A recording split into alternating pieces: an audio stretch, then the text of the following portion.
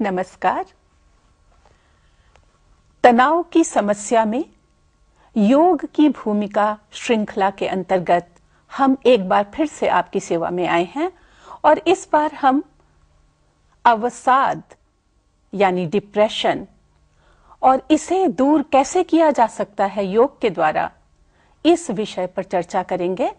और इस चर्चा में हमारा मार्गदर्शन करेंगे योग दर्शन संस्थान के निदेशक और योग विशेषज्ञ श्री राजेश मिश्रा जी।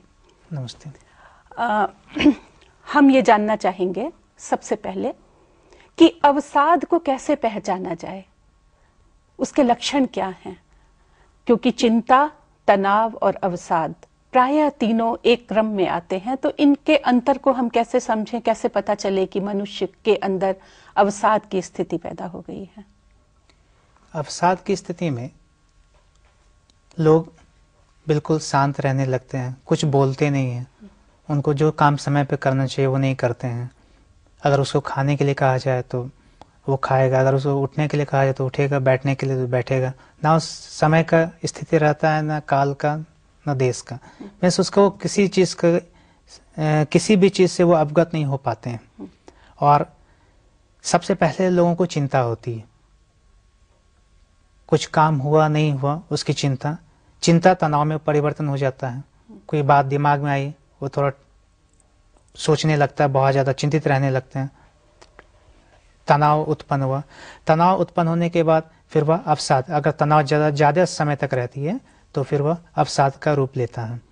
और इसका मतलब तनाव से भी ज्यादा गंभीर स्थिति होती है अवसाद में। जी, अवसाद में जब उसको जो भी कमजोरियां हैं उसको साध रहा है, मीन्स निगेटिव रूप में, पॉजिटिव रूप में नहीं। निगेटिव रूप में साध ले तब तो वो योगी कहला जाएगा। अगर सॉरी पॉजिटिव रूप में आप साध ले उसको तो योगी कहेंगे, निगेटिव रूप में उसको अवसाद कहेंगे। और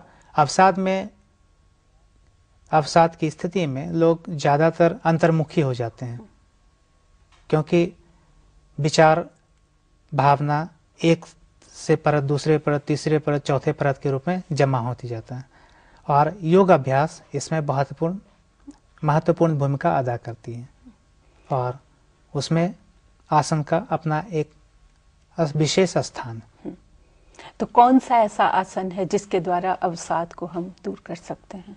देखिए, यूं तो कई प्रकार के आसन हैं। ऐसा कहा जाता है कि 84 लाख आसन है, जिसमें 84 महत्वपूर्ण है। तो उन 84 को तो दिखाना संभव है। लेकिन अभी हम एक महत्वपूर्ण आसन को दिखाने जा रहे हैं और उस आसन का नाम है काष्ठ तक्षण आसन।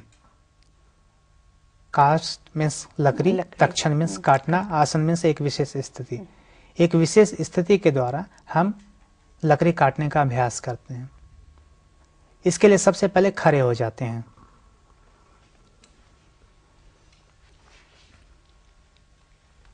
पैर के बीच में कंधा के बराबर दूरी रखते हैं और फिर उकड़ू की स्थिति में बैठ जाते हैं, स्क्वेटिंग पोजीशन में बैठते हैं।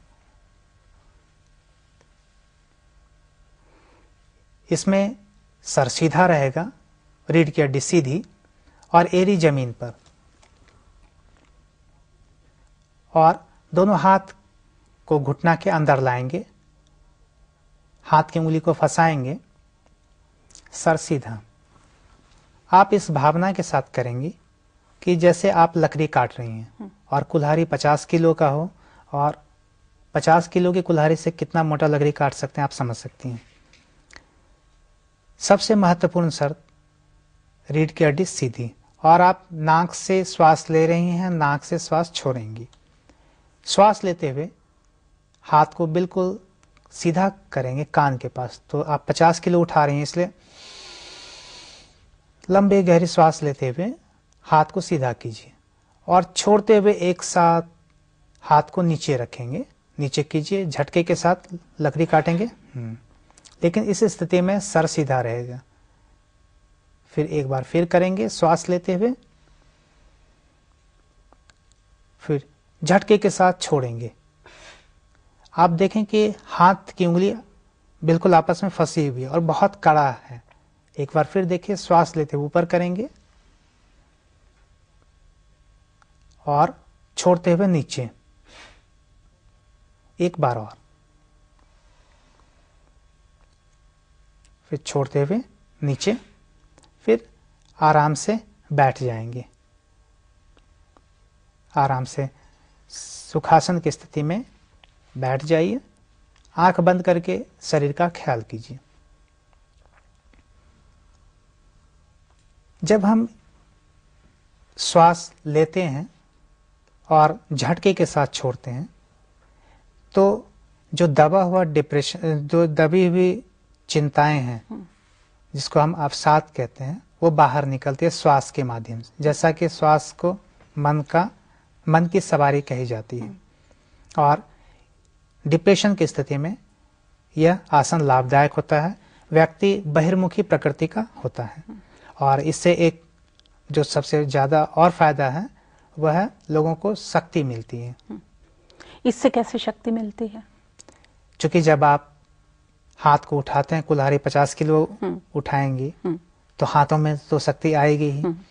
और आप शुरू में 20 बार करेंगे, 20 बार के बाद फिर 25 बार करेंगे तो धीरे धीरे आपके शारीरिक स्थिति के साथ साथ मानसिक स्थिति में भी सुधार होती है और अवसाद से निकलने में मदद करती है। और इससे आत्मविश्वास भी बढ़ता है।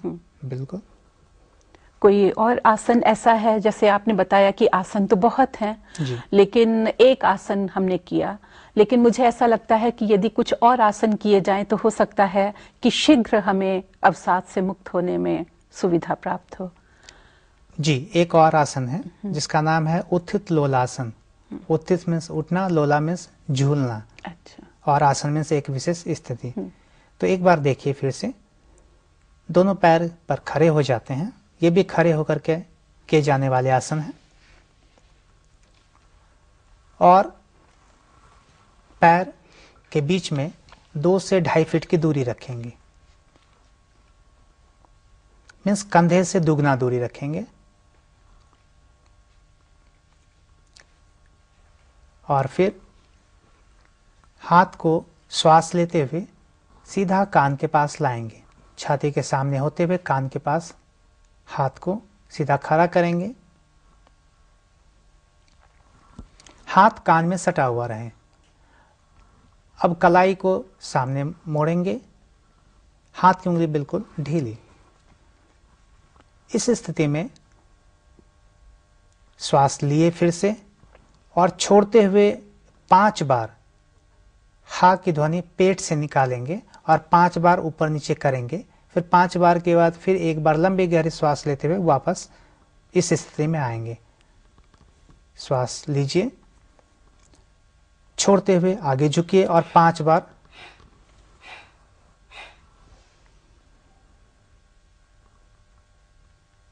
एक बार फिर करेंगे। ये एक चक्र हुआ। तो एक बार फिर देखिए, श्वास छोड़ते हुए आगे झुकिए,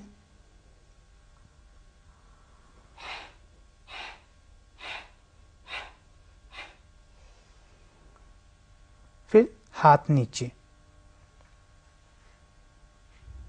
आंख बंद करके शरीर का ख्याल करेंगे। मानसिक स्थिति के प्रति सजग बनेंगे। मन में कैसे विचार आ रहे हैं उसको भी देखेंगे और फिर आराम से आंख खोलकर बैठ जाएंगे। इस स्थिति में बैठ जाइए। और इसमें एक जो महत्वपूर्ण फायदा है कि आपके श्वास लेने और छोड़ने का तरीका सही हो जाता है। कैसे? क्योंकि जब आप ऊपर उठती हैं तो श्वास खुद ब खुद लंबी हो जाती है। पूरा छाती से होते हुए पेट तक लेते हैं। फिर जब आप नीचे झुकते हैं तो पेट से फिर छाती से पूरा बाहर निकलता है। तो ये जो इसमें सांस के ऊपर बहुत बल दिया जा रहा है, और जैसा कि हमने दोनों आसन में देखा, झटके के साथ इसमें सांस को फेंकते हैं। तो ये झटके से क्यों फेंकते हैं? झटके से इसलिए फेंकते हैं कि जब आप झटके के साथ ऊपर नीचे में लंबी गहरी सांस लेते हैं, छोड़ते हैं, तो यह भावनात्मक स्तर तक को प्रभावित करता है और अवसाद भावनात्मक स्थिति का एक लक्षण है। देखिए, अभी आपने बताया था कि अवसाद में मनुष्य बहुत निराश भी हो जाता है और उसका अपने ऊपर वश नहीं रहता। लेकिन जब हम इस प्रकार के आसन करते हैं तो उसमें मन और शरीर को जोड़ना होता है। तो जब मनुष्य का मन ही अपने वश में नहीं है तो वो मन को कैसे शरीर के साथ जोड़े, कैसे संभव है? इसलिए तो शरीर में अगर गति हो, जब शरीर थक जाता है, शरीर में एक विशेष स्थिति होती है और शारीरिक स्थिति के प्रति सबसे पहले सजग होते हैं। इसलिए यह डायनामिक आसन है, गति के आसन है कि इसको करने के बाद फिर आदमी मन की ओर जाता है। अगर अंतर्मुखी प्रकृति के भी लोग हैं और इसको करें तो थोड़ा देर के लिए एक्सट्रोवर्ट होते हैं, मीन्स बहिर्मुखी होते हैं। तो धीरे धीरे ये अवधि बढ़ती जाती है। पहले अगर 1 सेकंड के लिए हुए तो कुछ समय के बाद 5 सेकंड के होंगे, फिर 1 मिनट के लिए होंगे, फिर 5 मिनट के लिए होंगे। तो योग अभ्यास धीरे धीरे इसकी गति को बढ़ाते जाता है। और इसमें हा की ध्वनि इसलिए निकालते हैं कि यह अवचेतन मन तक प्रभावित करता है हा, और जो दबा हुआ इमोशन है उसको रिलीज करता है, एक एक परत को साफ करता है।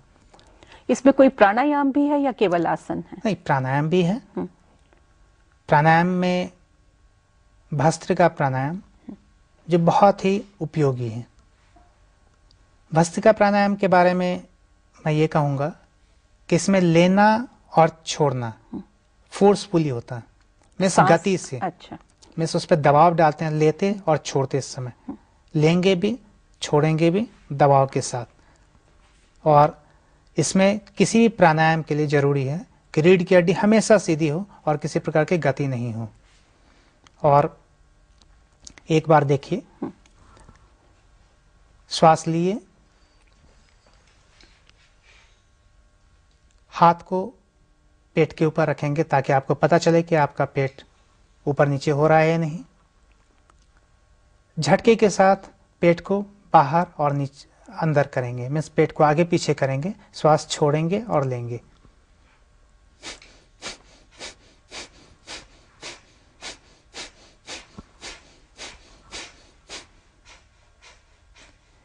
इस तरह से अगर हम 10 बार करेंगे तो फिर श्वास लेंगे, लंबी गहरी श्वास लेंगे और फिर छोड़ेंगे।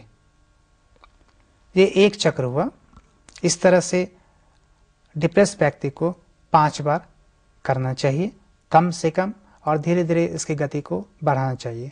दूसरे सप्ताह में 7 बार, तीसरे सप्ताह में 9 बार, इस तरह से गति को बढ़ाना चाहिए। तो अवसाद घटाने में आसन और प्राणायाम, यदि ये तीनों आसन जो आपने 2 बताए हैं वो और प्राणायाम, इन तीनों को किया जाए तो अधिक लाभ होगा। जी। मन के हारे हार है, मन के जीते जीत, ऐसा कहा जाता है। और अवसाद कम करने में मन की शक्ति को बढ़ाना, मन की सोई हुई भावनाओं को बाहर निकालना और इस प्रकार अपने मन को जीतना बहुत ही आवश्यक होता है।